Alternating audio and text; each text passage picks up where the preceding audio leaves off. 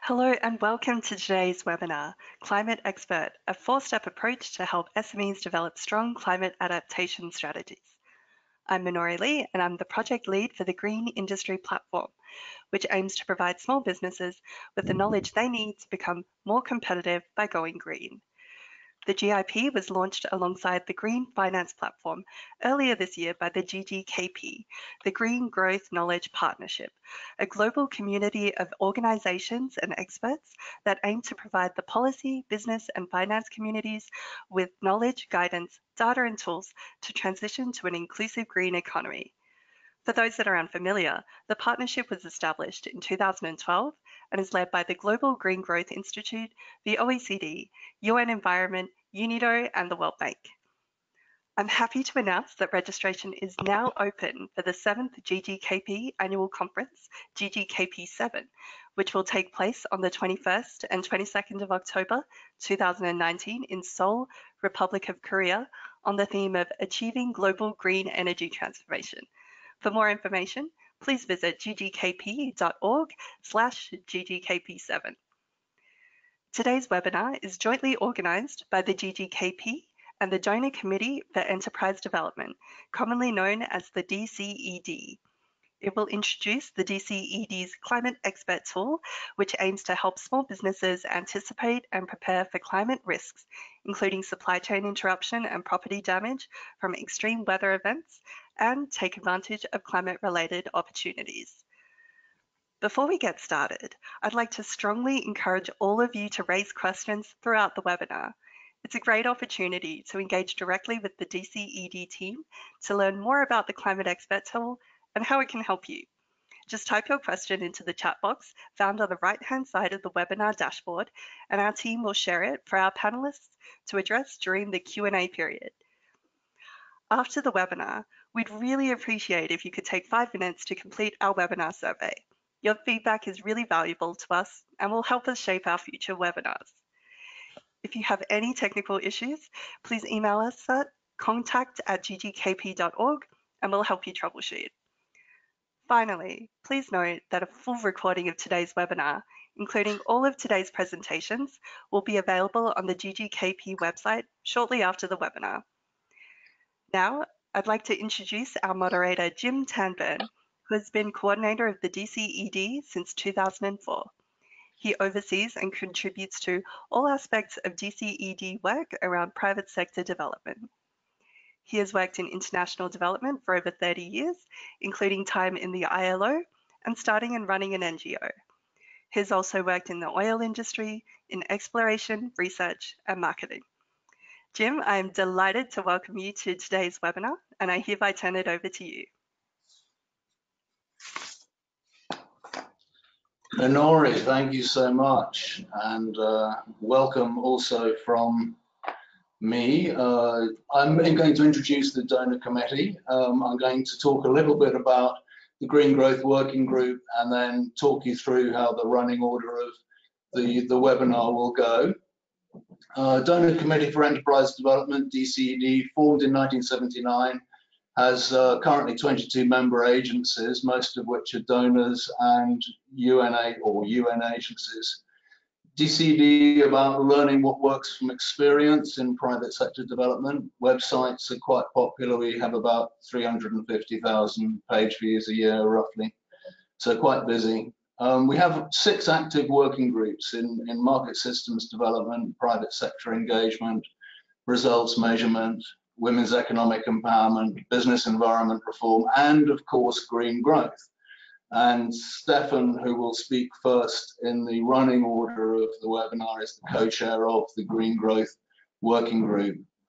I would like to just take this opportunity to tell you that we've today published some guidance sheets on gender responsive green growth, covering specifically gender responsive green innovation and entrepreneurship, green jobs and skills development, macroeconomic policies and national green growth strategies, green finance and green value chains. So all of those with a gender lens. A lot of work's gone into them, a lot of case studies and examples. So I do recommend you to look at them. I think that's the next slide shows you roughly how to find them on our website, or maybe it was the previous slide. Green growth. Oh, there we go. That's our website, and you can see the drop down. Thanks, private sector development, green growth, and within that, it's high on that list. So, green growth also very committed to sharing more knowledge, hence this webinar, which we're very grateful to the Green Growth Knowledge Platform for hosting.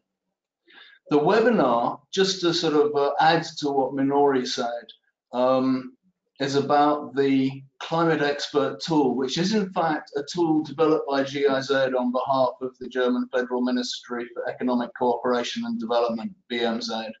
So it's not, the Climate Expert isn't a DCED tool.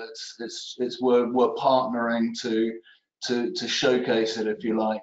The webinar will frame the situation, walk through the tool, tell you about experiences and its use.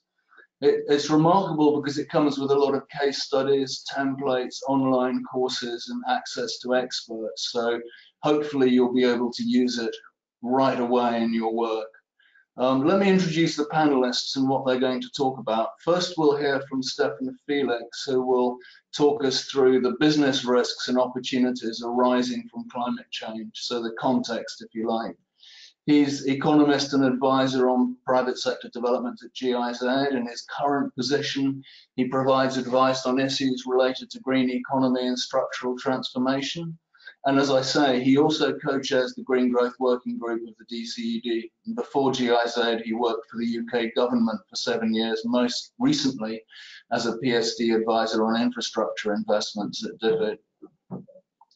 Annika Koshu will then talk us through the Climate Expert approach. She's project manager for integrated natural resource management at Adelphi.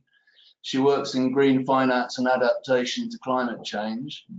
She develops strategies and instruments for promoting sustainable financial systems and supports capacity building and knowledge exchange from the local to the international level. Annegret Brous will then tell us about the Climate Expert tool in practice, so examples on the ground, very important. Annegret works at the International Trade Center. She supports small and medium companies from developing countries to establish climate resilient, resource efficient and environmentally friendly business models. Previously, she worked at Roland Berger, an international management consulting company based in China and Europe. She led projects for international enterprises, for instance, on investment into renewable energy technologies and on reduction of emissions of production processes. We then go back to Stefan, who will talk us through the available resources rather briefly, and we'll use the remaining time for questions and answers and interaction with the panel, which I'll come back and moderate with the whole panel. So at this point, let me hand over to Stefan to give us the context for Climate Expert. Stefan, the floor is yours. If you can, there we go. Good. Yes, thank you very much, Jim. Hello, world. I hope you can all hear me. Thank you, Jim, for the kind introduction. As Jim has already mentioned, I'm Stefan Felix. I'm a PSD advisor here at GIZ. And I first of all just wanted to thank GGKP and the DCED for jointly hosting this webinar today, which will be all about SMEs adapting to climate change and the kind of tools that are available to make it a little bit easier for SMEs to adapt. If we can move to the next slide, please.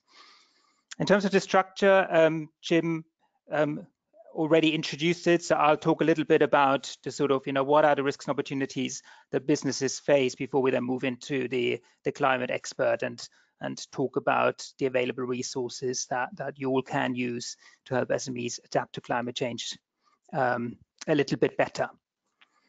Great, so we'll start first with the kind of what climate change actually means for businesses.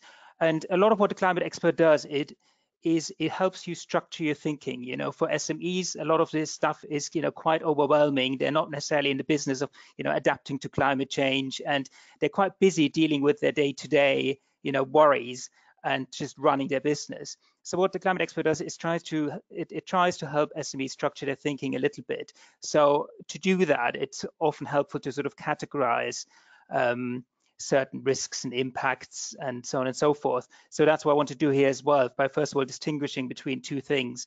One is, climate change can of course cause gradual changes to the climate. So that could be increased precipitation, heat in certain areas, and all of that of course has an impact for businesses. There might be areas where all of a sudden you can't grow your crops anymore because of the changing climate. And then related to that, but nevertheless distinct, is the issue of extreme weather events. So these are things like floods and droughts, and those are also on the increase. Now that's important because they also have impacts, different impacts, but they do have impacts on businesses. So it's important to sort of take that into account as well.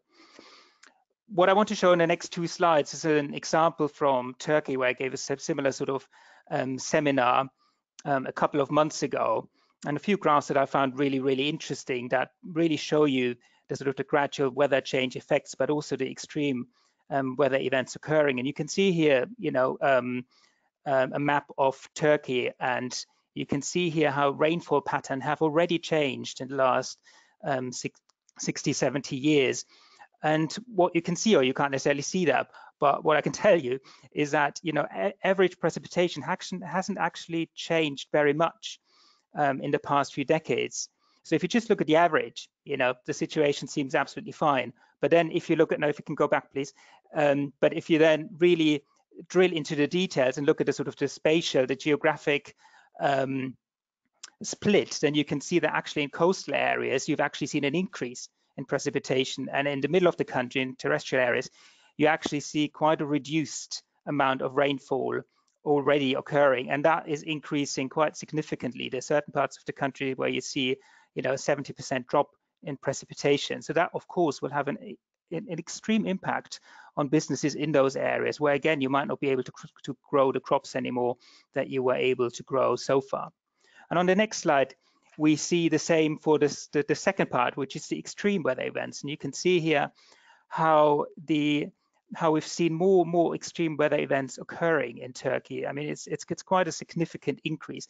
Not all of it related to climate change. In Turkey in particular, there's a massive issue with earthquakes, but nevertheless, a huge part of this is, floods and droughts and those sort of extreme weather events, and that is expected to increase. What I want to talk about next is a little bit the difference between mitigation and adaptation. This webinar is very much about adaptation, but again, the climate expert is very much about structuring your thinking. So this is also about structuring your thinking. Those two concepts are very, very different. They are related, but they're different. Mitigation is all about how a company is impacting the environment, is causing climate change, is contributing to climate change. Adaptation is quite different. It's almost the opposite. It's how climate change is impacting a business. It's a very, very different way of thinking through these things. Both of these elements are very, very important. What the climate expert is about and what this webinar is about is, however, only the adaptation side of things.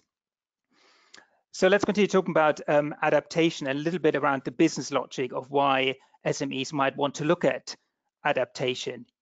Why is it useful for them to consider adaptation? Well, it starts at the bottom. If you look at this graph, this pyramid, it's primarily about risk management. There are direct and indirect risks, and I'll talk about that in a second.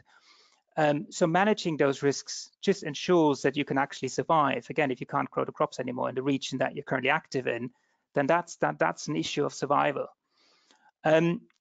On the other hand, though, it's also about opportunities, seizing opportunities, looking at opportunities that arise because of climate change, new products and services that are all of a sudden needed because of climate change. And again, I'll talk about that in the process in the next couple of minutes.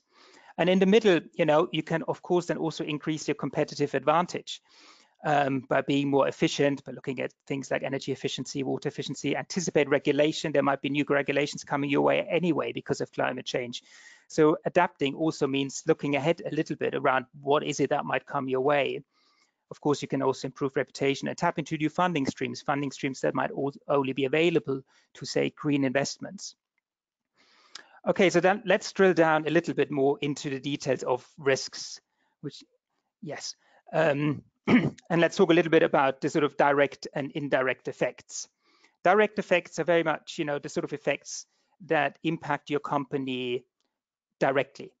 These might be things like, in the case of extreme weather events, it might be flooding, it might be droughts, etc. In the case of gradual weather changes, it might be more things like you can't grow the crops anymore that you were able to grow so far. So these are direct effects on your business. But then there are also indirect effects, and those are the sort of effects that impact the sort of ecosystem around you. They don't impact your business directly, i.e. you are not in control of it ultimately. But it could be the ecosystem around it. It could be roads that are flooded that lead to your business. It could be power lines that are damaged. It could be disruption to your water supplies. It could be all sorts of things. To address those risks, it's a bit more tricky because you need to work with other stakeholders, those who are best able to manage those risks. Let's go to the next slide, please. And this is a little bit, again, I say it again, I said it a few times now, the climate expert is about structuring your thinking. And that's one way of structuring your thinking, is looking through, well, look, let's look at the different aspects of my business. Let's look at the buildings. Let's look at the processes, the logistics, the employees, and look at all those categories to think through what are the risks that might come my way because of climate change. And just structuring your thinking around this and having some questions, guiding questions, and Annika will talk about that in a second, really helps SMEs, because we're trying to make this as simple as possible to think through some of these impacts. So for employees, it could be, if employees are working outside in the fields and there's extreme heat, then obviously that can affect their productivity. I'm not going to go through this entire list, but this is just to show you there are different ways that you can structure your thinking around what the impacts might be on your business. So next, let's talk about opportunities. Because that's very important as well, because this isn't just about risk management. Risk management is essential and is an integral part of what we're doing here, but it's also about seizing opportunities, and those can come from, mainly two strands, I would say. One is products and services that are now needed because of climate change, or there is a new demand for it because of climate change. And this could be things like to do with energy efficiency, renewable energy technology, which is a business opportunity that wasn't really there a few years or decades ago. Flood protection gear, climate smart seats, disaster resilient storage facilities. Also on the services side, there is a need for more and better climate and weather forecasts and what that means for businesses. A whole new service industry that can potentially develop from this. Drip irrigation systems. So there are a whole host of opportunities, new products that are now needed, or that there is now space for because of climate change. And then there's the second part, which is the products that are now also easier to produce because of the changing climatic conditions. You've seen the graph that I showed you for Turkey, where you actually see an increase in precipitation in certain areas, where all of a sudden you're now able to plant crops that you weren't able to plant before. Or also another example from Turkey, the warming of the seawater there means that it really negatively affects aquaculture, and there are certain species of fish dying. However, what we've also seen in recent years is that there are new species emerging in the Turkish seas which weren't there before, and 11 of those have an economic value. Well, that's an opportunity right there, an opportunity that can be exploited by businesses. Let's next talk a little bit about the expectations of SMEs. This was all sort of, the theory and why climate change impacts companies, but it's also interesting to look at, well, what do businesses actually think about that? And there's quite an interesting survey that was done by the AXA Group together with United Nations, the Environment Programme, which asked the following question: which of the following aspects have already affected your company? And then you can see things like costs and pricing of inputs. That's almost half of the companies in emerging countries say that already climate change has impacted their costs and the pricing of inputs. The same with health and well-being of employees. You can see the list here. I'm obviously not going to go through it. And those numbers, what's also interesting, are so much higher for emerging countries than they are for developed countries. And then you look on the right, the graph there, which says 70% of SMEs think that climate change poses a long-term risk, so looking forward, long-term risks to their business. But on the other hand, only 27% are actually adapting. So that's interesting. So there's a tension there, and it's partly because of that tension that we have looked into this a bit more and developed the climate expert. The climate expert is really where it's the next slide, please. So this is really where the climate expert comes in. So there are lots of challenges that SMEs face when trying to adapt. One challenge is always finance, okay? On any question, whatever the question is, anything to do with challenge, the answer is finance. Okay, I get that. But there are other challenges as well, having to do with capacity, lack of capacity, lack of strategic thinking, because you're so busy, particularly SMEs in developing countries, so busy just surviving, making ends meet, that often, or sometimes at least, this sort of long-term strategic decision-making and thinking is actually quite difficult. It's time-consuming. You don't even know where to start. It's overwhelming. And this is where the climate expert tool comes in. It is one attempt. There are other attempts out there, and I think the more the merrier. It's an attempt to help SMEs think through what the impacts of climate change might be.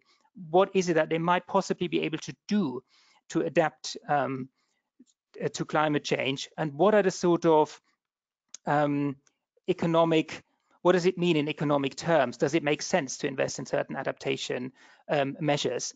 And this is very much what Annika Kocho from Adelphi, who helped us develop this tool, will now talk about. So with that, I'm going to hand over to Annika.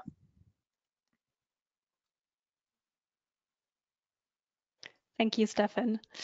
Hi, everyone. Good morning, good evening, good night, maybe even to those who are in Fiji.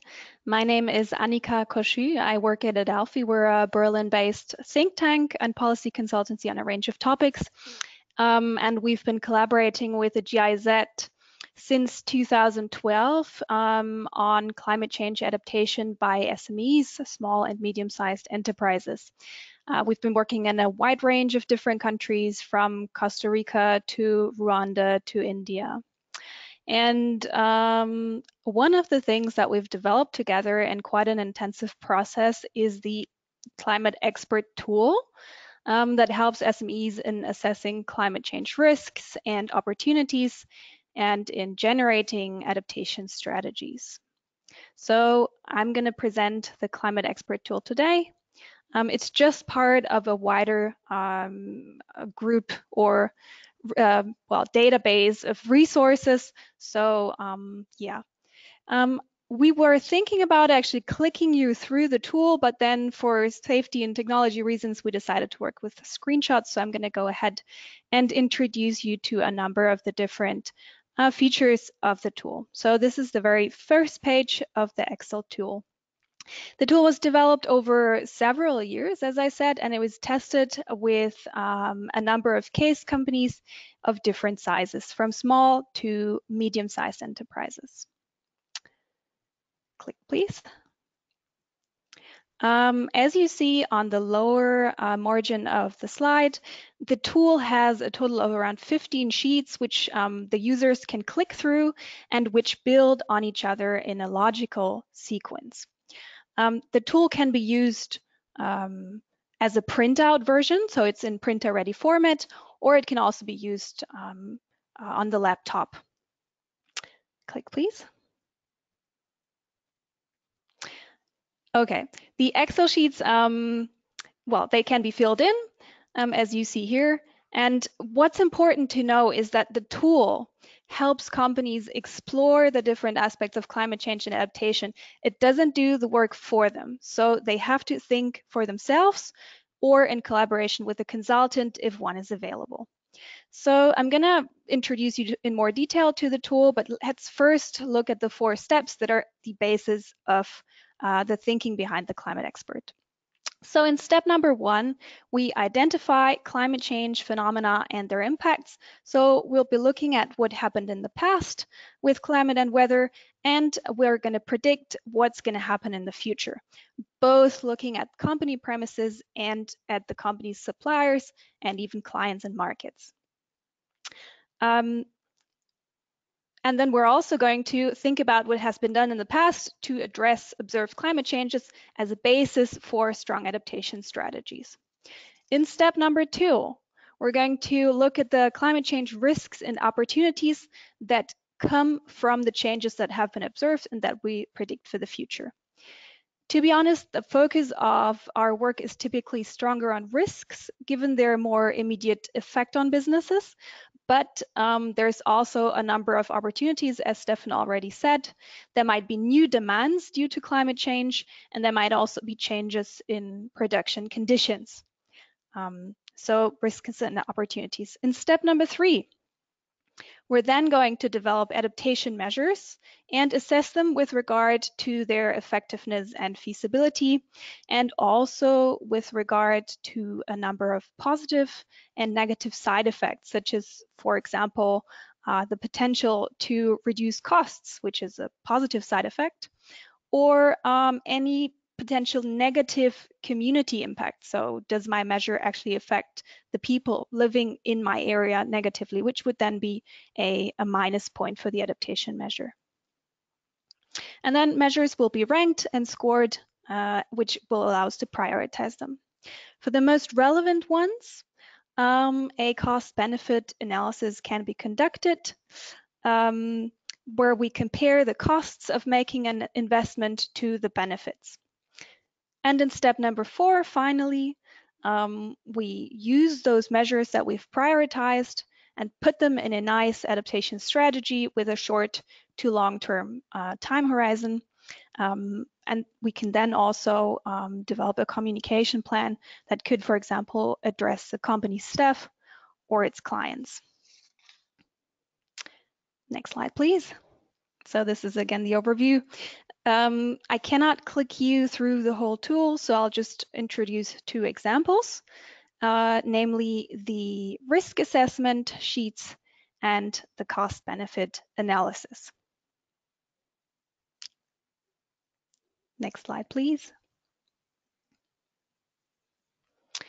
So in previous slides or in previous sheets of the Excel tool, we have by now, when we're at this Excel sheet, already assessed how climate change is going to affect the company or in which way. In this step, we're now going to assess how high the actual risk of such negative effects is. So we're going to look at how probable the effect is and how strongly it will affect the company. So this means the magnitude of the effect. Click, please. You have clear guidance included in the tool. So whenever something's unclear, you can just use the comment function, and the comments will actually tell you, for example, what does the probability value of 1 mean? And yeah, this helps you or the consultant or the company to fill in all the different cells of the tool. Okay, so the values are then multiplied to reach an overall risk score, and when we have those, we transfer the risks to the risk matrix, which is a very nice illustration, I think, of the priority of the different risks. So the x-axis shows the probability of the risk, and the y-axis shows the magnitude. And then those which are in the dark red fields should be addressed at a high priority. And for those, we definitely need to develop adaptation measures. The pink ones are less or of a less high priority, and the blue ones can maybe be addressed later on. Yes, thank you. So that was the first example of how we assess risks. The second example, which comes at a later point in the tool, but which I think is quite interesting and makes the tool quite special, is the cost-benefit analysis. The cost-benefit analysis consists of 3 parts, the costs, the benefits, and the results. This is number 1. So in sheet number 1, we look at the investment and operating costs of measures over 10 years. In this example, I have some figures for floodgates as an adaptation measure to flooding of the company's premises. So in this example, you can see that we're calculating with investment costs of $35,000 to $45,000 and maintenance costs of $1,000 to $3,000 per year. Please note, in this example, the figures are definitely simplified, and they apply to rather mid to large-sized companies. You can go down to the cent level, you can insert different costs for different years, and you can go down to very, very low numbers depending on the type of adaptation measure that the company is able to cover. Yeah, so, and another feature is you can work with ranges to account for uncertainty if you're just not sure how high the costs are going to be in the future. And then all the costs are added up automatically in the green fields on the right side. And as you can see here, we're expecting minimum costs of 45,000 and maximum costs of 75,000 costs over the 10 years, which would lead us to average costs of 60,000. Next slide, please.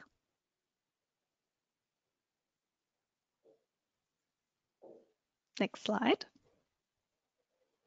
Thank you. So this is sheet number 2 of the cost-benefit analysis. It actually looks exactly like the one before, but it's a bit different. So we're looking at the benefits. In case of adaptation, the benefits are essentially the avoided costs of climate change. So we're avoiding damages. But we also have a number of climate independent benefits in many cases. For example, by reducing water use, you're not just less vulnerable to scarcity, to water scarcity, but you also reduce water costs, which is good for a company in whichever sort of scenario.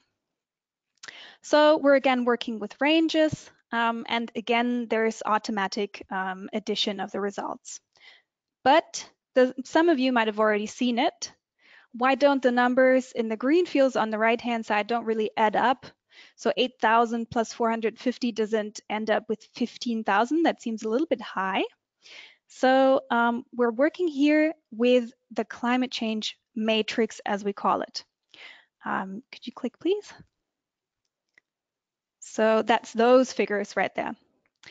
You take into consideration that climate change impacts can be stronger or weaker in one year or in another year, and that measures may not always be 100% effective. So for example, in a baseline scenario, if we have a flood of 10 centimeters and we install floodgates that are about half a meter high, the adaptation measure, so the floodgates, would completely avoid or prevent all the damages. However, if the flood is actually 1 meter high, then not all the water can be prevented from entering, and the effectiveness of the measure is lower, is less than 100%. So this is what you're considering in this climate change matrix here, and those figures are used to calculate the average annual costs, considering impact, magnitude, and effectiveness of measures. So in the final step, key figures are calculated automatically. All you have to do is choose a discount rate to account for the time value of money. Could you click, please? So Excel compares the different costs and benefits that you have entered in previous sheets and ends up with a number of figures that are all really relevant to businesses that include the net present value, the cost benefit ratio, etc. You can see them here. And they're presented in the lower to the highest range so that you can actually assess the worst sort of result and compare it to the best result of your measure. And so the remaining task to do here is, no, go back, yes, is to actually interpret the results. So they're calculated automatically, and you just have to decide which, whether the numbers are positive or negative, and then compare them to the figures or results of other measures, based on which you can select the most promising ones. Thank you. Okay, so this kind of already looked like a lot of work. The overall process can take from hours to days, depending on how much attention is paid to the details. This slide right here shows what we think a medium or full assessment would take. So in this case, we're suggesting that a consultant that works with the company takes 2 to 3 days to work with the company on a sort of like lighter version of the assessment, whereas it would take approximately 4 to 5 days to make a full assessment, including a detailed cost-benefit analysis.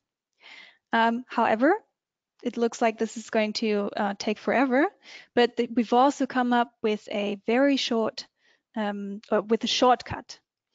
So this is my last slide. I'm just going to present you the assessment grid, which is our sort of shortcut. It's actually just one Excel sheet that addresses different areas of the company, and it helps think through how climate change is going to affect these areas and what could be potential measures. So by doing this in approximately maybe say 2 to 3 hours, you're going to have a basic overview of what sort of adaptation the company could do, and then you can then decide whether a longer assessment is required. So far, so good. I would now like to hand over to Annegret. Thank you very much. So hello everyone, my name is Annegret, and I'm going to talk to you about how we use the climate expert tool in practice in a project that we implemented in Morocco and in Kenya. So first of all, I would like to introduce the organization that I'm working for. I'm working for the International Trade Center. Could you go to the next slide, please? And the International Trade Center is the joint agency of the United Nations and of the World Trade Organization. And our mandate is really to support SMEs from developing countries to become more internationally competitive and to do trade. And the climate expert tool is very relevant in this area because, as Annika explained, the adaptation measures that we would recommend companies to implement are really based on a business case calculation, so they do make financial sense, and in that sense also make them more competitive. In this specific project under which we use the climate expert approach, we were actually working together with GIZ under funding from BMZ over a period of 1 year in 2018. And we were working in the Moroccan textile sector and in the processed food sectors, canning. And then in Kenya as well, we worked in 3 different sectors, in the tea, coffee, and in the cut flower sectors. Overall, we were working with almost 40 companies in both countries and helped them to step-by-step go through the climate expert approach and as a result produce climate change adaptation strategies that outline in detail what companies can do in order to become more resilient to climate change. So how does the overall project, how did it run? On this slide, you see that we have applied a 7-step process. And basically in the preliminary phase, step number 1, we've really paid much attention to understanding the local situation of those companies. That is both with regards to national effects, but also with regards to local climate effects. So we launched studies on that. At the same time, we also trained local experts on how to use the climate expert approach. As was said before, we did not ask the companies themselves to use the tool, to fill it in, the Excel tool, but we trained coaches that already had a background in climate change or in sustainability to use the tool. And then those coaches would directly work with the SMEs that were part of our project. So that means that during the actual coaching phase with the companies, the coach would go through the 4 steps of the climate expert approach. And those you see here on the slide as numbers 2 to 5, so the coaching phase. And those coaches, they would, on the one hand, obtain from us our research, how we had seen climate change in the country, but they would, of course, also talk to the companies. And they would add, okay, what kind of climate effects have we seen in the past years? And they would gather this kind of information in the tool. Then they would assess the climate risks and opportunities that result from those climate phenomena. And then they would define climate adaptation measures, which were prioritized. They calculated the business case. And then everything as a last step, here step number 5, would be integrated into an overarching document that outlines the prioritized measures going forward. And then finally, also the companies would move into the implementation phase, where they really then implement the measures. And for the smaller ones, those are quite easy and fast to implement. And other ones, they really take some time and are also currently still ongoing with the implementation. Next slide, please. In addition to the direct work with the companies, between the coaches and the companies, we've also engaged with companies and their business ecosystem, as we call it. So the SMEs that we worked with, they were all integrated into international value chains. And we worked, for instance, with European buyers that directly bought from the companies. We worked also with local subsidiaries of the buyers, or it's also possible, of course, to work with direct producers, because as you know, the Climate Expert tool is really made for companies more on the processing level, not necessarily for primary producers in agricultural systems, for instance. So what we did in addition to working with them in the value chain is also work with providers around them. Those could be technology providers. Could you go one slide back, please? It was also financiers. We would always invite them also via, first of all, a mapping study of who is even available. We also would talk to government, to related industries, to also find out about what the country itself is doing in relation to climate change. And industry associations were also very important stakeholder, because they could really help to also forward the information to a sector and also keep the Climate Expert approach as a tool that they could use later on as well. So in the following, what I will do is I will not go into the detailed analysis of the climate change phenomena that we saw in the countries, but I will directly jump to the measures, some exemplary measures that companies have implemented or are currently in the course of implementing. So here you, for instance, see the case of a tea factory in Kenya, and they have prioritized against the phenomenon of heavy and prolonged rainfall the following 2 measures. So the first one is the construction of firewood shades for the wood they would use for the heat in the tea and steam generation in the tea drying process. And as you already see, those measures are not technically very high tech, but sometimes very simple measures can help to offset an entire climate risk.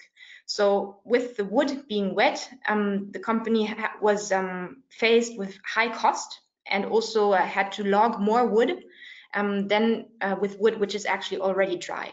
So here in this case, the company invested for 1 firewood shade some $20,000 US, and this really was making financial sense for them with a positive cost-benefit analysis. The second example here is also very simple, covering green leaf during the transport on the vehicles, because the additional moisture that is sometimes collected through, for instance, rain when it's being transported, again, prolongs the drying process and causes additional cost for the company. So, and given also the unpredictability of weather patterns due to climate change, doing this preventive measure and covering those tea leaves during transport really helps the company as well. And that is one of the measures which is, I would call a quick win, because one of these covers costs maybe $100, $200 or $300 depending on the type. So this is an easy investment that companies can do without a very long implementation period. The other examples are with regards to the prolonged droughts or high temperatures that they have seen in Kenya. So on the first one, planting of shade trees, this is really a measure for, first of all, the soil, not to lose its the humidity, but also to protect the plant. And previously that had not always been easy to convince farmers as well to implement such measures. Simply because they thought also the trees would take the water from the actual tea plants. So there you also see that this is sometimes about a cultural change and spreading knowledge that also comes from research. The second measure is also on working with more resistant varieties, also for instance for prolonged cold seasons or to avoid being affected by frost bites. so not only against the droughts. And there, the company is actually collaborating with a tea research institute in Kenya, and together they are looking at, okay, how would a good plant that is climate resilient really look like for us, and how resilient is it in the end? Then there is also a third measure where there is no photo, but currently the company is also engaging with an international company from Sweden to implement solar panels for solar steam generation, and that they would also use in the tea withering process. And that is, of course, also a climate mitigation measure, but it's also an adaptation measure, because often through these droughts, there are power outages or there is electricity rationing. So for that, the company can really ensure the stability of its operations. Now let me move to the country of Morocco. And here, this is an example from the textile sector, also of measures which are currently under implementation. So the pictures are not directly from the company that is doing it. One of them is really implementing floodgates. Annika already mentioned such a measure earlier, to protect the stocks from potential floods. And over the past years, the companies in Morocco and in some cities, they had reported that there were flash floods, and that basically, the stocks would get wet through floods suddenly coming in, because also the drainage system in the industrial parks, sometimes they are not working according to the water volume which is coming in. So here the left one was really a floodgate, and on the right one, this is more against the heat. So in those factories, for those of you who have been in such a factory, you know that these are very, very big halls, and sometimes the heat is coming through the roof because it's not super insulated. And here we see that a ventilation system is being installed on the roof in order to ensure more comfortable temperatures for the workers in the factory, and that will of course also help to ensure good health of the workers. Those were measures that we all helped to design with the Climate Expert tool, and that all went through this cost-benefit analysis and then were implemented in a strategy. Overall, the project, we also took several conclusions on how it generally works when talking to companies about climate change adaptation. I think the topic of mitigation is very clear to all of us, but when we talk about adaptation, this has, for us at least, we have had the impression that this is more of a new topic for companies in the sectors that we worked in. And especially when we're working in value chains that are not directly related to weather, such as in agriculture, when we're working in manufacturing value chains, we often saw that they were even more distant to what climate change could mean to them, because the direct effects were not as visible. So it also really depends on how aware companies are, how open they would later on be to adapt. Then the second thing I would like to mention is also building private sector alliances on a non-commercial basis, because through those connections that companies can make within those alliances, it's much easier also for them to implement those measures. So for instance, from us, helping them to get connected to a financier or to a technology provider, or even their international buyer saying, we think that this is an important topic, really help them to get engaged. At the same time, we saw also that the capacity and skills to manage those climate effects could also sometimes be strengthened. So that means, and that's related to the next point here, the availability of climate data for workers in companies to even know how am I impacted and how is this going to evolve in the future. And those skills later on to also define the respective actions, they're working with a coach is really beneficial, and because that external knowledge can really be brought into the company. And then finally, I mentioned earlier already business support institutions like sector organizations. It's also very important to work with those, because they can transfer the knowledge later on as well to other companies that might not directly take part in such a specific project. The final conclusion I would like to discuss with you is related to access to finance. And this is actually one of the most important topics, as Annika also mentioned earlier, when it comes to implementing climate adaptation measures. The next slide, please. So the first questions that companies, for instance, would ask us is, having defined all these adaptation measures, yeah, this is fine, but how are we going to finance it? And for the small measures, like I introduced earlier, the one with covering the green leaves, these are easy because companies can do that from their internal sources, internal resources. But when we talk about larger adaptation measures that, for instance, require new insulation on the roof, there companies may not have the necessary working capital and they may need to access external finance. So that's why in our project, next to the climate expert approach, we also did a mapping of the financial opportunities, the financial landscape that is available in the specific country, and in order to match companies later on with finance providers. And there it's really important to note that we're not only talking about green finance, but we're also talking about general finance, because overall the adaptation measures, they do make financial sense after we had prioritized them. And so those are also interesting for very normal banking finance.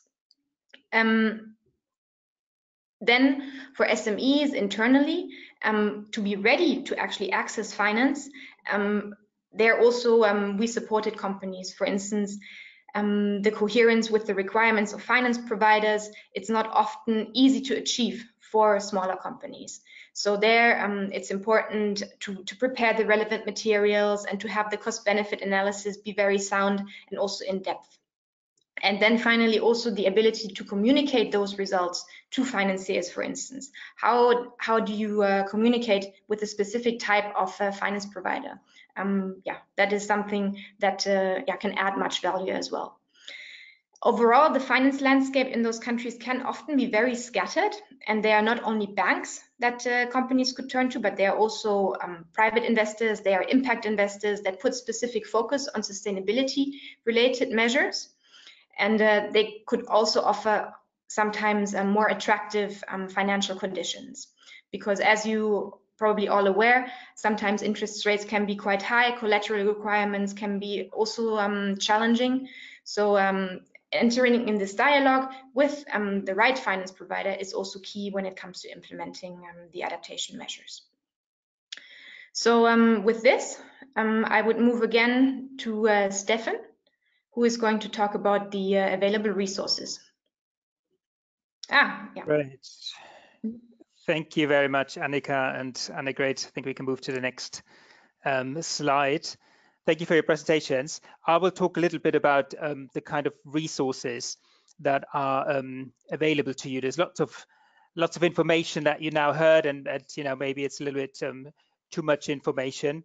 So I just want to, on the next slide, talk you through some of the material that you can already access. Of course, we talked about the Excel tool. That's one part of the climate expert. It's not all of it. There's lots of case studies, that we have available on the Climate Expert website, and I'll show you the link in a second, which already can be quite helpful for companies that might produce in a similar sector, or might be in a similar, in the same country, to get some inspiration. We also have a guide for industrial zones, because, and Annegret sort of mentioned that there are some particular sort of adaptation measures that industrial zones can implement. There's lots of templates that we have, training slides, awareness raising slides, some of the slides that we're showing today, because we've heard it now. There are lots of stakeholders generally involved as well in adaptation. I talked about the indirect impacts and effects that are outside of what a company can manage. So you need to bring on board the stakeholders that can actually manage those risks.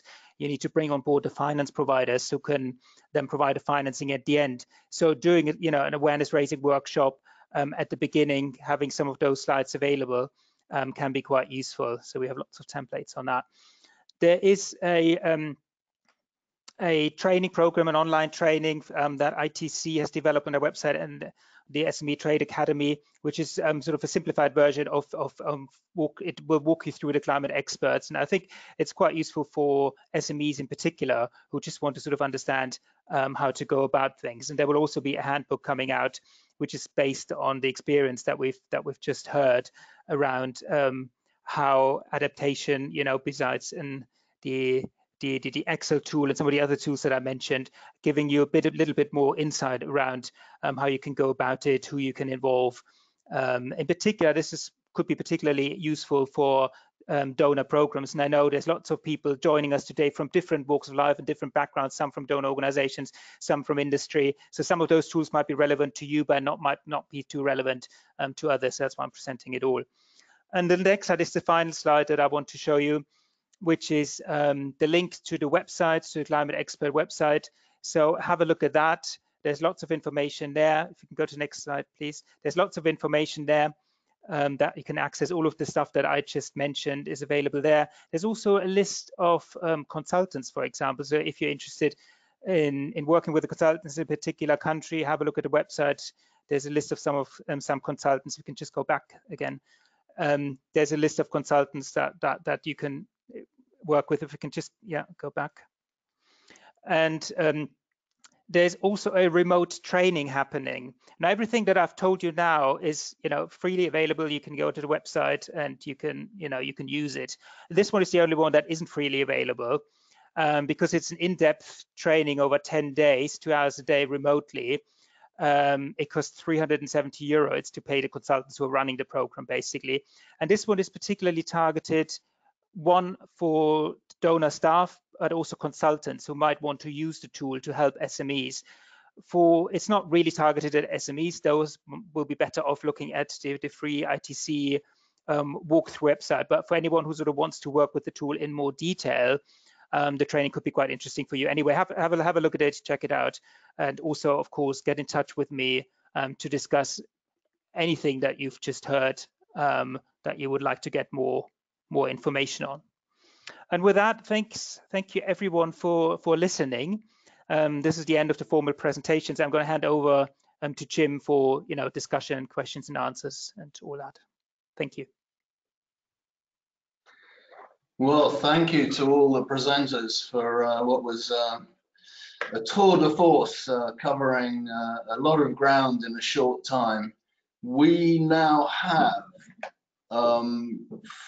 half an hour, just over half an hour, to field some of the many questions that have been coming through. Now, we had a few questions before the webinar. I don't know if you remember, but when you registered, you were asked, and some of you completed, not everyone, you were asked 2 questions on the registration form. What's the biggest challenge for SMEs around developing strong climate adaptation strategies? And where do SMEs require the most support for successfully leveraging climate-related business opportunities? And what you see now on the screen, the 4 questions, are an aggregation of the various aspects and topics that you brought up in your responses to that.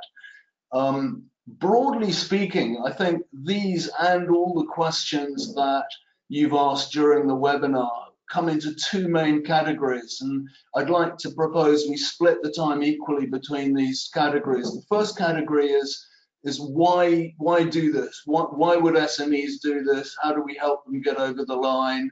What are the policy incentives? What are the financial tools available?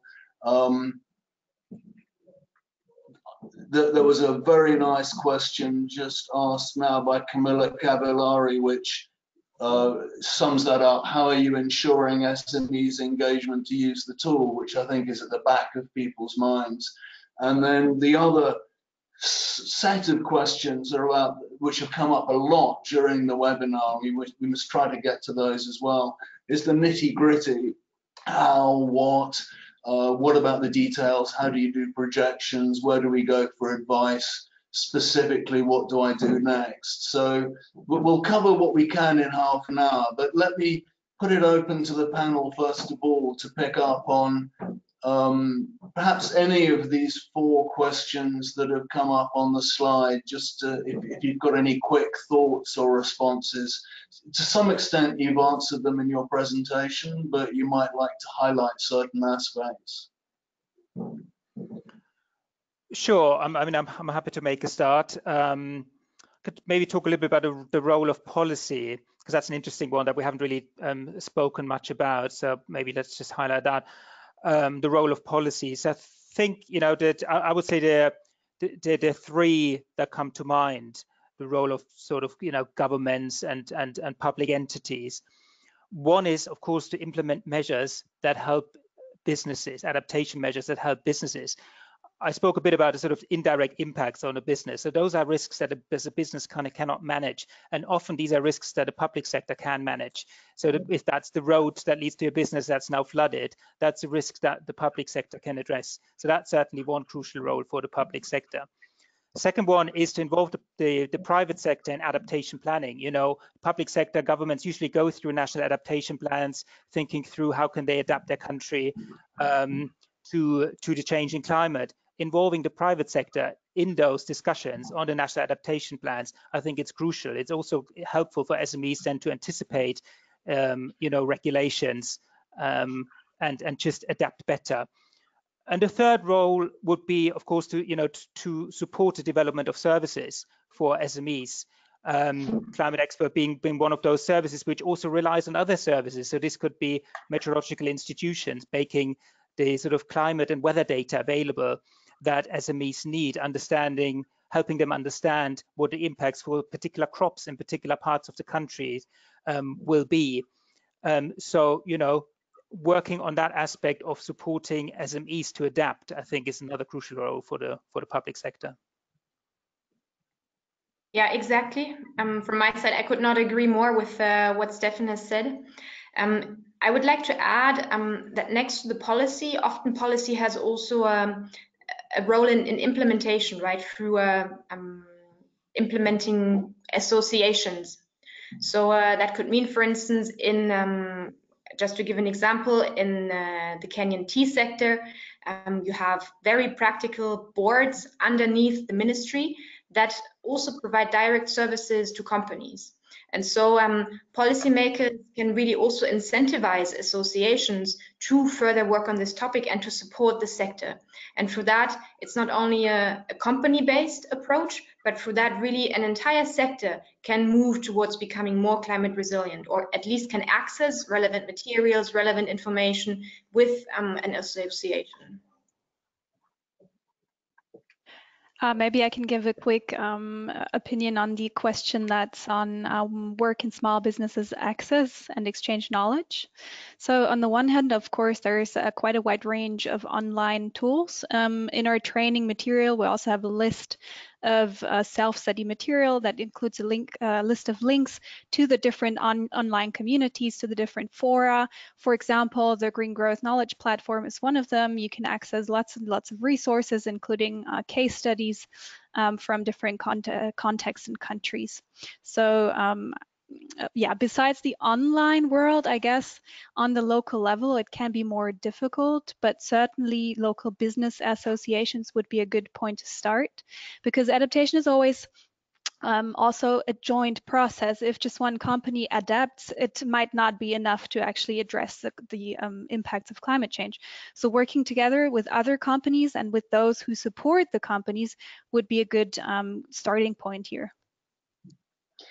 I noticed, well, I was going to say a question just came in, but it doesn't actually have a question mark on it. It says, I believe it will be more effective to apply such a tool, not at a single company level, but at SME cluster or even at market system level. And you're kind of touching on that, Annika, but have you done anything in that direction so far? Yeah, we've worked in our project with an industry zone. So since, for example, flooding is often a problem of sewage systems, old sewage systems, which one single company cannot clean and cannot update to a status that makes it less vulnerable to climate change. So working together with the entire industry zone that has where resources can be joined together to address more systemic issues would certainly be a good idea. Yeah, Maybe just to add to that, because I think that's a really, really important question around the aggregation, because obviously you can go out and train an SME here or there, but you need to think through scale and sustainability. So using aggregators such as industrial zones, I think, is a way to do it. And we have done that, for example, in Morocco. Going through business association, I think, is absolutely critical. Training members of staff of business associations so that they can use the climate expert tool is one way of doing it, and also ensuring sustainability, generally BDS providers in that sector. But then also, of course, going through value chains. That's basically what Annegret mentioned in her project, rather than just looking at one company at a time, looking at the entire value chain and how the value chain can adapt. What about rural communities? I noticed one question here. What are the best strategies to get this down to rural communities, especially in the context of ecosystem-based adaptation projects? We know they're hardest hit by climate change impacts. I wasn't very clear where the examples were based. Are they rural or urban? Yeah, so from the project that we did in Kenya, or let me start this way. From my perspective, the climate expert approach is mainly good for actually companies that add value to something, because you're going through more complex systems, and those require a lot of analysis. However, those companies, they often work with communities a lot, or with single farmers. So for instance, in the Kenyan tea sector, or in the coffee sector as well, we worked with the cooperative, and the cooperative then developed measures that were valid for the entire community that they were working with. So they would then, for instance, afterwards train the farmers on the resilient varieties, on good management practices that they could implement. The tool itself helps you more to prioritize the measures to see whether they make sense, and then the rollout can be done on any level, and that includes those communities. Excellent, thank you so much. There's a final set of questions around the why topic, which seem to be about how can SMEs themselves access the expertise, what financial products are available. If you're an SME, what can you do? Before we get onto, if you're a development professional practitioner, how would you use the tool, which is a whole other set of questions. But I just wondered if you had any thoughts about if SMEs are out there and ready to go, what would be your advice to them? Yeah, I think the first step is, of course, to find out how is climate change going to impact me, and that is also something very important. That is information which also has to be inserted into the tool when we talk about the climate change matrix and weighing probabilities, etc. And there the practical question is, how do I access the data? I may have anecdotal evidence of, okay, rains have increased over the past years, or it has become drier, but where's the reliable data? And that really depends on where the companies, for instance, are located. Sometimes there is a lot of data available simply by searching on the internet. Sometimes this is more difficult. And we have, for instance, tried to work with local weather stations. They often have the data, but it's also important to highlight that sometimes this can be quite costly to access, buying those time series. So for SMEs, sometimes this can be difficult, but sometimes they are also lucky. What is, however, generally available is, for instance, data from the World Bank. They have a climate change knowledge portal. There is the IPCC report, Intergovernmental Panel on Climate Change, for instance. Stefan, you earlier mentioned the national adaptation plans. There are often snapshots of data available. So although it's patchy, but this is really practical information that companies can use. Also GIZ, for instance, there is a project, the 4C project, which is in some countries providing this type of data to a broad, practical audience. I think the question was, though, maybe also a little bit more geared towards even before that. If you want to use the climate expert, how can you actually go about doing it?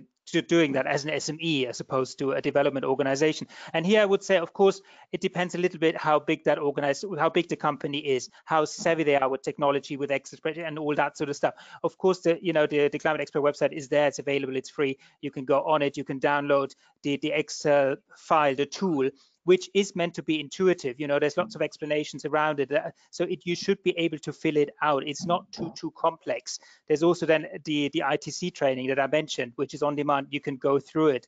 That will help you as well. If you are, of course, that of course assumes a certain size of a business and a certain understanding of these issues. If you're not quite there, if you're too small for that, then that's maybe not the way to go. Then it might be more appropriate to talk to BDS providers, business associations in your country. You can make them aware, of course, of the Climate Expert and see whether they can help you, use the tool. Of course, again, I mentioned there's also a list of consultants on our website. There's obviously they're only available, of course, in certain countries. But nevertheless, those are sort of starting points. Of course, because we do not have the solution for all SMEs of all sizes in all countries. So that's what I can do is give you some pointers around what might be appropriate for certain types of SMEs. Excellent, thank you. But before we get on to nitty-gritty questions, of which there are many, there's a extra question just in from Susan Brown-Chaffee. Annegret spoke about governments offering incentives to companies to adapt, which I think has a lot of people interested. Has public procurement been used to drive markets, their participants in this way? And do you have any experience or thoughts on procurement and other incentives that could motivate some SMEs to use the tool? Yeah, I think this is really going into the question of what is the opportunity behind climate change, right? Because, yeah, developing new technologies, etc., offering new services in relation to climate change can really help. In terms of public procurement, I know that in many different countries, yeah, public procurement is becoming greener. So there have been guidelines also, for instance, in Kenya for how they can move towards greening their procurement. I personally have not heard about it in relation to climate change, but to climate change adaptation. But oftentimes also from our experience, adaptation measures are sometimes also overlapping with mitigation measures, with sustainability related measures. So there is not clearly one focus on, oh, now I'm adapting and now I'm mitigating. Sometimes you can achieve both with only one measure. And here in that respect, I would also say if governments are greening their procurement, for instance, that will also have an impact on how companies are able to adapt. And when talking about the incentives for companies to adapt, there are examples where associations, for instance, SME associations, they provide financing schemes for very innovative measures that provide certain additionality to what would have been done normally. And that, of course, is a policy incentive and can help companies quite a bit. I also maybe just to add to that, there might be a whole host of opportunities as well for the financial sector, providing incentives to companies that want to adapt. If a company takes out a loan and can't repay it because of risks materializing because of climate change, well, then that's a massive issue for banks. So banks should have an intrinsic interest in offering products or potentially making them cheaper if a company also adapts to climate change, because it reduces the risks that the bank faces. And maybe I can add to this one. Actually, what we also see in the financial sector is that slowly, but it is happening that the focus is being put also on adaptation. So while previously, for instance, with banks, we have seen a lot of support for renewable energy topics only, or for resource efficiency. And there was not much financial offerings in relation to adaptation. And that was related to also the ability of banks to evaluate climate-related risks. They themselves have their risk assessment departments, and they need to train their employees as to how do I now judge the business case on adaptation. And that is how do I judge the risk. And now with also the effects of climate change, I think, being more prominent, and also more reports in the media about this topic. Also, the financial sector is moving towards offering more products in relation to climate change adaptation. Excellent, thank you. So let's move to the more nitty-gritty questions, because there's a lot of them and we're not going to be able to address all of them in the quarter of an hour that we have. And I also won't touch on the information ones. There's been several very helpful contributions from people with websites and additional resources that are relevant to this, but I think everyone can see that, so I won't summarize them. Quite a few questions around the consultants. One just in from Rivaldo, who says, how can consultancy cabinet use the tool to support SMEs to develop and implement adaptation plans? And there's been various others. Asli Koza, what type of consultants do the SMEs work with? If we have any questions, is there a contact to reach out to? So I wondered if you could say something about who the consultants are, how they got there, what they know, how to join them, anything around that. Yeah, okay, I can maybe address that. So I mean, generally, you know, the tool is available on our website. And of course, we can't prevent anyone from using it, and we don't want to prevent anyone from using it. We have a list of, as I mentioned, consultants on our website. These are consultants who have gone through the training that I mentioned, the sort of intense training. And usually these are also consultants who've actually used the climate expert for particular sectors in particular countries. All of that is on the website. It will tell you which sectors their expertise is and which countries they're working in. So those would certainly be a good start. Consultants who want to get into that, I mentioned we do have the assessment, the online training at the end of October. As I mentioned, that one is the only one that isn't free, because the consultants running that course and well, those need to be paid. But anyone who's seriously interested in using the climate expert, they might want to look into that, but also have a look at the free ITC one, which is less hands-on beforehand. So yes, if you want to contract a consultant, go to the website, look at the ones that have actually gone through a training. If you are a consultant yourself and you want to be trained, go through the process that I just described. Exactly.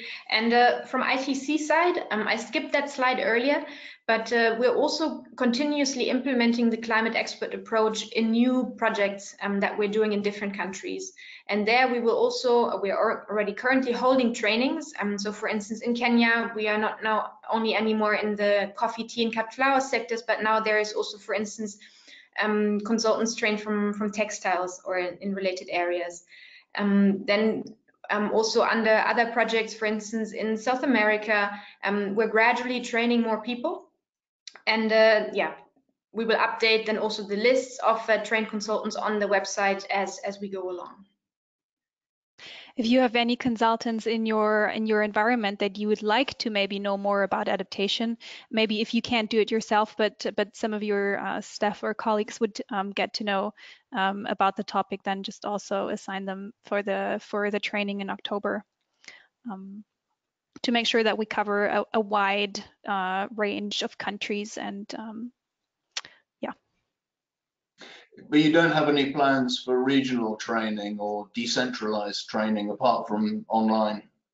We do. So, I mean, it very much depends on the circumstances. So there, for example, in our case, there are GIZ programs active in particular countries, and those are sometimes interested. So we do have a few that do want to do it in the next few months.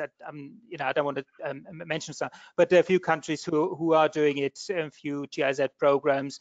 And we would then use that to, for example, have a training on the ground in a particular country. But you do need to have, to do that, you do need to have some sort of system in place. For example, a donor program, some sort of coordination with a business association. There's no point in just flying out consultants to a particular country and just, you know, training people, and then no one knows afterwards, well, what do I do with that now? It needs to be embedded in some sort of program.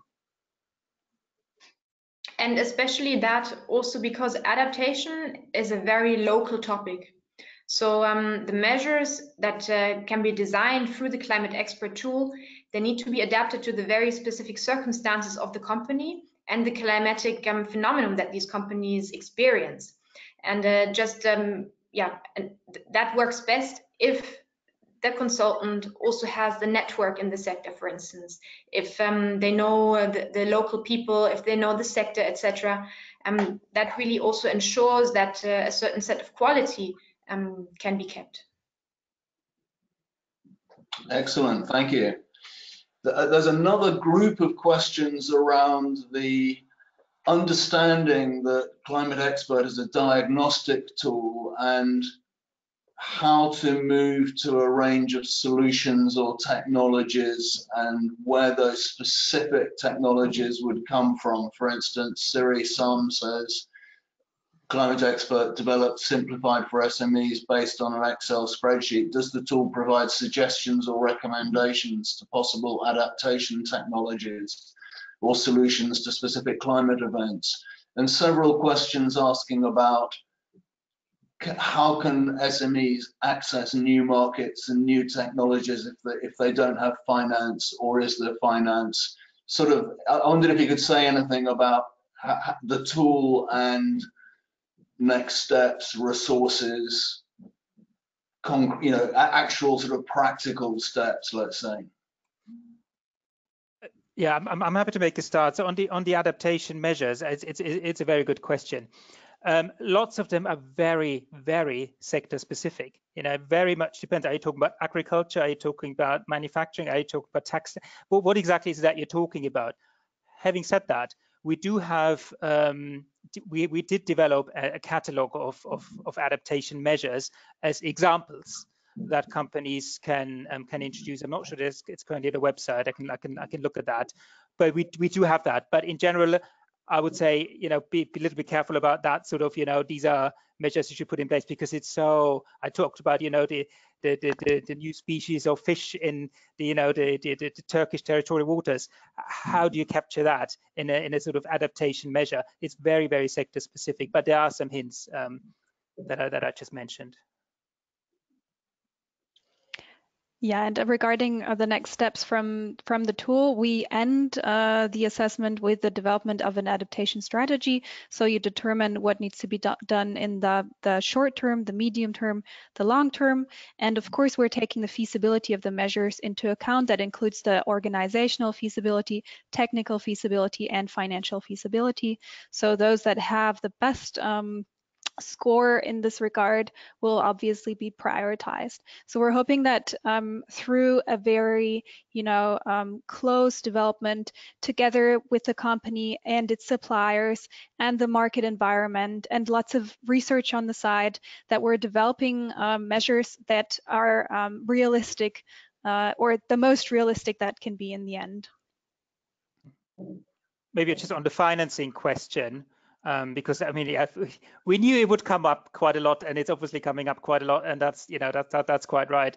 I think Annegret partly addressed it already by saying, there are measures that aren't too expensive, might even not even cost up, or anything. Those can be quick wins that can be done fairly quickly. Others, indeed, you need financing from banks or any sort of some sort of association. I think it's very key, and we always do that, and ITC did it. When we really do a program in a particular country, you need to have awareness raising workshops at the beginning. You need to have the financing institutions there. They're absolutely crucial to have there. They're so different from country to country. So you can't just say these are the products available in a particular country, because you would need to do that for every sector in every country. But involving them right from the start in awareness raising workshops, the same with the public sector, as I mentioned, because lots of adaptation measures they need to put in place. Including them from the start, I think, is one way to try to address that issue. Exactly, and also the criteria for accessing finance, or the how do you say, the modalities on how companies access finance, they really vary. So if, for instance, a company already has a very established relationship with a bank, they might be able to secure good conditions because of the trustful relationships. So really going to the house bank, so to say, that you've partnered over years now. This is always one opportunity, of course. And then maybe in some countries, some sectors, there are special opportunities. For instance, some development banks, they now finance further local banks to provide loans that target adaptation or that target specific green or resource efficiency related measures at better conditions or at easier conditions for companies. So beyond going to the standard bank that companies have always worked with, it's always worthwhile to scan the landscape and to see what is there. But also we wished from our side as a development service agency, we wish that such a platform was there that provides all those nitty-gritty details about, okay, these are the 5 banks, these are the 5 investors, they have those products with an interest rate from 2 to 3. Or that information is not available, and it really requires some research when actually trying to access the finance. I think the green finance platform by GGKP is trying to, it's making a good attempt at that, but nevertheless, it's so, again, you would need to do it for every country and every sector, but there are some good case studies on the green finance platform that people might be interested. We could talk about insurance as well and some of the insurance products that might be out there for helping companies adapt to climate change, but I think that would lead too far, but that's also part of the financial sector. Anyway. Exactly. Thank you. There have been a few questions about the target group. Who are the target group? Do you have a crisp definition? Could the tool be used for other sectors or groups? Is it specific? What's specific about SMEs? I don't know if you want to say anything. We probably don't want to get into definitions of SMEs if we can help it, because we might disappear without trace. But perhaps you'd like to say something about the target group. So from our experience across the projects, we have actually worked with many different sizes and types of companies. So we would say this tool is very sector agnostic. You can really apply it in any sector. We recommend using it, as I said, with companies that are actually processing something, that have more complex operations. But apart from that, it is really a methodology that can help any type of company. And we have worked with small companies with just a few workers, but we have also worked with companies with a few hundred. In the end, they're all facing the challenge of adapting to climate change, and that requires a business case. And to do a business case, there's a standard methodology of how you do that. And for that, really, the expert tool can help no matter the size, no matter the sector. And if I may add, it's also an Excel tool, so you can work on it. You can adapt it to the needs that you have. So we've also used it in one case to support a city in developing a resilient strategy. So if you think that the impact areas that the tool looks at, which are premises, employees, and say logistics, don't really fit your need at that very moment, you can also just use something else. And since what Annegret said, the tool is a logical sequence of steps that help you think from the beginning, or from what climate change does, to what you can do to address it, and that works for many sectors and types of target groups. Yeah, I think that's a good point as well around, it's a very, it's software that everyone has. There's lots of, there are other tools available as well, tools the insurance industry uses that look at what are the risks that a company faces and how can I price those risks. Often they're based on, God knows what models and MATLAB, and they're good for what the insurance industry needs, but for a small and medium enterprise, it's a little bit more difficult to work with those sort of tools. So as Annika just mentioned, an Excel tool that you can actually adapt, that it really isn't rocket science. It's really just helping you structure your thinking. That's a good start. Thank you, all of you. I wondered do you have any closing comments you wanted to, anything we really haven't covered that's so important it has to be said, or have we done it? I think we've covered everything from my side. We covered quite a lot. It's just to say, if anyone has any questions or would like to discuss it further, obviously there are lots of different participants here with all sorts of backgrounds, but get in touch. Very happy to talk. Exactly. Don't hesitate to contact us. Also, if you have deeper questions about the projects or upcoming projects, we're very happy to answer those. And do have a look at the website, climate-expert.org. Excellent. Well, thank you all so much for your very clear and helpful and interesting inputs. Thank you to all the participants for all your lively questions. We've answered some of them, but not all of them. Sorry about that. The recording will be up shortly. Thank you very much to GGKP for Green Growth Knowledge Platform, and obviously the Green Industry Platform, which is launched with this webinar or relaunched, is a fantastic resource for answering many questions you may have. Thank you to Jessica Burns, who's been behind the scenes making all this work in a miraculous way. So invisible, but invaluable. And yeah, thank you to everyone, and watch this space. I'm not sure how we end this, but I think that more or less ends it now. Thank you very much. Thank Goodbye. Thank you. Goodbye. Goodbye. Bye.